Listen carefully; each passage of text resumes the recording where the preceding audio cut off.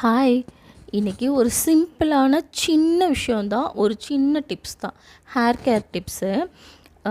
என்னென்னு பார்த்தீங்கன்னா, டெய்லி தலை சீவுறவங்க எத்தனை பேர்? கோம் வச்சு ப்ராப்பராக தலை சீவுறவங்க எத்தனை பேர் சொல்லுங்கள்.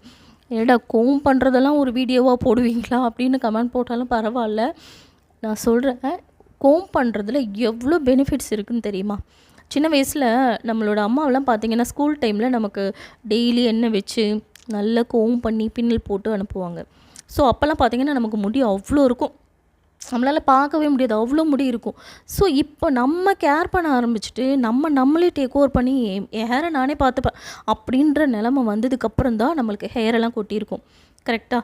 இதில் ஃபஸ்ட்டு ரீசன் இது தான், ப்ராப்பராக கோம் பண்ணாதது.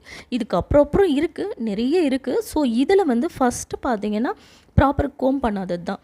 ஏன் வீட்டில் கோம் வச்சுருக்கோம் அப்படின்னா, குட்டி குட்டி பல்லாக இருக்கும், அந்த மாதிரி வாங்காமல் கொஞ்சம் தள்ளி கொஞ்சம் பெரிய பெரிய பல்லாக இருக்கும், தள்ளி இருக்கும், அந்த மாதிரி பார்த்து வாங்குங்க. இல்லைனா பெடல் கோம், ஃப்ளாட் கோம்னு சொல்லுவோம், அந்த மாதிரி வேணாலும் கூட வாங்கிக்கோங்க. சிம்பிளாக சொல்லப்போனால் உங்களோட கோம் உங்களோட ஸ்கேல்பில் குத்தக்கூடாது, வலிக்கக்கூடாது, பெயின் ஆகக்கூடாது. அதை பார்த்துக்கோங்க. ஹர்ட் பண்ணாத அளவுக்கு இருக்கிற கோம் யூஸ் பண்ணுங்கள். அதை வச்சு டெய்லி நல்லா இழுத்து கோம் பண்ணி பாருங்களேன். உங்களோட பிளட் சர்க்குலேஷன் நல்லா இருக்கும்.